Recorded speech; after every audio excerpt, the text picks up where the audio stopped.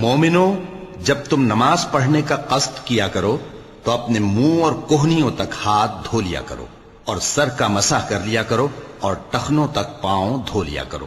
اور اگر جنابت کی حالت میں ہو تو نہا کر پاک ہو جایا کرو، اور اگر بیمار ہو یا سفر میں ہو یا کوئی تم میں سے بیت الخلا سے ہو کر آیا ہو یا تم نے عورتوں سے مقاربت کی ہو، پھر تمہیں پانی نہ مل سکے تو پاک مٹی لو اور اس سے منہ اور ہاتھوں کا مسح یعنی تیمم کر لو۔ اللہ تم پر کسی طرح کی تنگی نہیں کرنا چاہتا،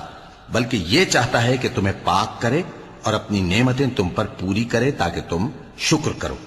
اور اللہ نے جو تم پر احسان کیے ہیں ان کو یاد رکھو، اور اس کے عہد کو بھی جس کا تم سے قول لیا تھا، یعنی جب تم نے کہا تھا کہ ہم نے اللہ کا حکم سن لیا اور قبول کیا۔ اور اللہ سے ڈرو، کچھ شک نہیں کہ اللہ دلوں کی باتوں تک سے واقف ہے۔ اے ایمان والو، اللہ کے لیے انصاف کی گواہی دینے کے لیے کھڑے ہو جایا کرو، اور کچھ لوگوں کی دشمنی تم کو اس بات پر آمادہ نہ کر دے کہ انصاف ہی نہ کرو۔ انصاف کیا کرو کہ یہی پرہیزگاری کی بات ہے، اور اللہ سے ڈرتے رہو، کچھ شک نہیں کہ اللہ تمہارے سب اعمال سے خبردار ہے۔ جو لوگ ایمان لائے اور نیک کام کرتے رہے ان سے اللہ نے وعدہ فرمایا ہے کہ ان کے لیے بخشش اور اجر عظیم ہے، اور جنہوں نے کفر کیا اور ہماری آیتوں کو جھٹلایا وہ جہنمی ہیں۔